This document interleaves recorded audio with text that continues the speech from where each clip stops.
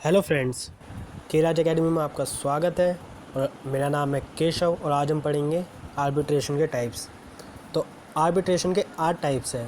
पहला है contractual arbitration, second statutory arbitration, third ad hoc arbitration, fourth institutional arbitration, fifth domestic arbitration, sixth international arbitration, seventh foreign arbitration and eight and last fast track arbitration. तो चलो हम एक एक करके समझते हैं इनके बारे में। सबसे पहला है contractual arbitration. There is arbitration clause as an integral part of contract to refer their existing or future dispute to the named arbitrator or arbitrators to be appointed by the designated authority. इसका मतलब है जब दोनों parties के बीच में agreement हो जाता है कि उनके बीच में जो भी डिस्प्यूट चल रहा है या फ्यूचर में होने वाले डिस्प्यूट को एक आर्बिट्रेशन ट्रिब्यूनल के द्वारा रिजॉल्व किया जाएगा और थर्ड पार्टी उसे रिजॉल्व करेगी, जिसको हम आर्बिट्रेटर कहते हैं। Arbitration clause is incorporated in the main contract itself in contractual arbitration. जब भी दोनों पार्टीज़ के बीच में कॉन्ट्रैक्ट होगा तो उसके अंदर एक आर्बिट्रेशन क्लॉज रख दिया जाएगा, जिसके अंदर ये कहा जाएगा कि जो भी डिस्प्यूट होगा वो सॉल्व किया जाएगा आर्बिट्रेशन के द्वारा। तो इसे हम कॉन्ट्रैक्चुअल आर्बिट्रेशन कहेंगे। तो सेकंड हम पढ़ते हैं statutory arbitration. Statutory arbitration is statutory imposed on the party by law of land and the parties have no option but to abide by such arbitration. इस आर्बिट्रेशन के अंदर पार्टीज़ को इसके पास कोई ऑप्शन नहीं होता, वो उसको इसे फॉलो करना ही होता है। और जो स्टैचुटरी आर्बिट्रेशन में जो आर्बिट्रेशन है वो लॉ की मदद लेती है, स्टैचूस की मदद लेती है। जैसे हम कोई भी एक ट्रस्ट का एक्ट है, मतलब कोई भी ट्रस्ट से रिलेटेड कोई भी समस्या है, कोई भी डिस्प्यूट आता है तो उस आर्बिट्रेशन को ज़रूरत पड़ेगी इंडियन ट्रस्ट एक्ट 1882 की। तो वो उस बेयर एक्ट को उठा के देखेगा कि उसके अंदर क्या प्रोविज़न दिए गए हैं इससे रिलेटेड। तो जो भी डिस्प्यूट अराइज होता है और कोई भी आर्बिट्रेशन ट्रिब्यूनल किसी भी स्टैचूस की मदद लेता है तो उसे हम स्टैचुटरी आर्बिट्रेशन में कहेंगे। जैसे कोई भी अब जैसे इंडियन कॉन्ट्रैक्ट एक्ट है, इंडियन कॉन्ट्रैक्ट एक्ट से रिलेटेड कोई भी डिस्प्यूट आता है तो आर्बिट्रेटर क्या करेगा, आर्बिट्रेटर इंडियन कॉन्ट्रैक्ट एक्ट का बेयर एक्ट उठाएगा, उसके अंदर ये प्रोविज़न देखेगा कि इस प्रोविज़न में क्या कहा गया है, तो उसके द्वारा उसको रिजॉल्व किया जाएगा। ओके, इसके बाद पढ़ते हैं हम एडहॉक आर्बिट्रेशन।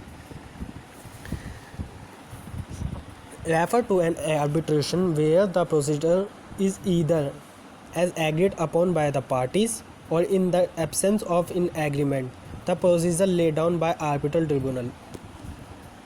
अगर किसी भी मैटर को आर्बिट्रेशन में रेफर कर दिया जाता है या फिर दोनों पार्टीज़ जो भी अपने मैटर है उसको आर्बिट्रल ट्रिब्यूनल के अंदर लेके जाती है तो उसे हम एडहॉक आर्बिट्रेशन में कहेंगे।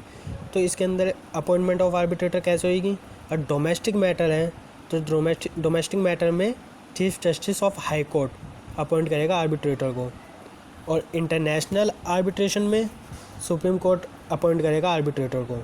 जो भी आर्बिट्रेटर को पेड किया जाएगा वो पार्टीज़ द्वारा पेड किया जाएगा। इसके बाद हम पढ़ते हैं international institutional arbitration. Refer to a particular institutional such as ICA that is Indian council act.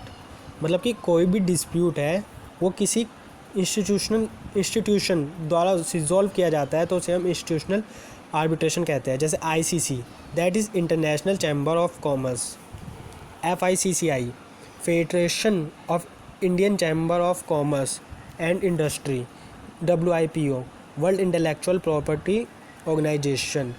These institutions have framed their own rule of arbitration which would be applicable to arbitral proceeding conducted by this institution.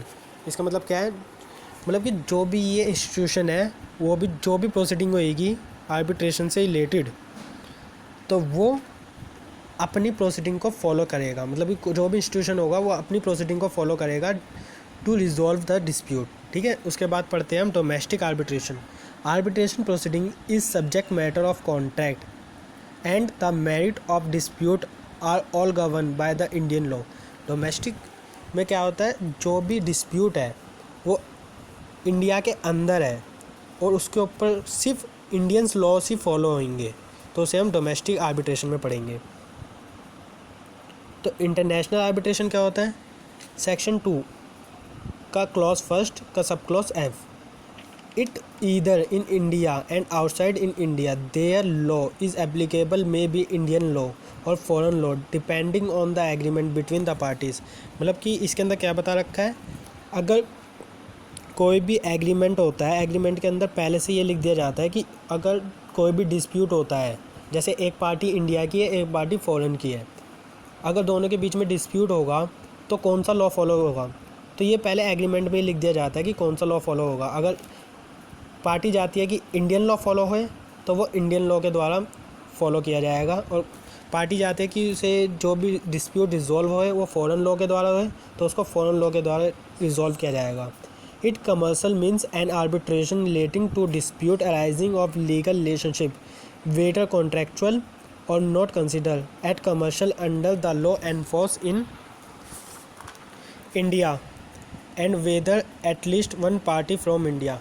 इसके अंदर जो भी international arbitration है, इसके अंदर एक party India की होनी नेसेसरी है। इसके बाद पढ़ते हैं हम फॉरेन आर्बिट्रेशन। फॉरेन आर्बिट्रेशन में क्या है? It is an arbitration which is conduct is in a place outside India and enforce as foreign award. अगर कोई भी डिस्प्यूट है वो आउटसाइड द इंडिया होता है तो उसके लिए क्या पास किया जाएगा? फॉरेन अवार्ड पास किया जाएगा और डिस्प्यूट को रिजॉल्व किया जाएगा।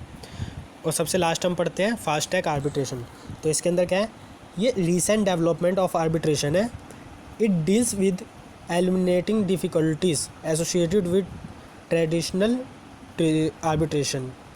It is a time bound device. It solve with in 3 to 6 month. It deals with trade matter. ये ट्रेड मैटर को डील करती है। और इसकी ज़रूरत क्यों पड़ी थी कि जो भी प्रोसीडिंग है उसको फास्ट करने के लिए, मतलब कि इसकी जो भी प्रोसीडिंग होती है वो 3 to 6 मंथ में कंप्लीट हो जाती है, और जो भी आर्बिट्रेशन होता है वो अपना अवार्ड 3 to 6 मंथ में अपना अवार्ड दे देता है और डिस्प्यूट को रिसॉल्व कर देता है। आई होप आपको मेरा लेक्चर पसंद आया होगा।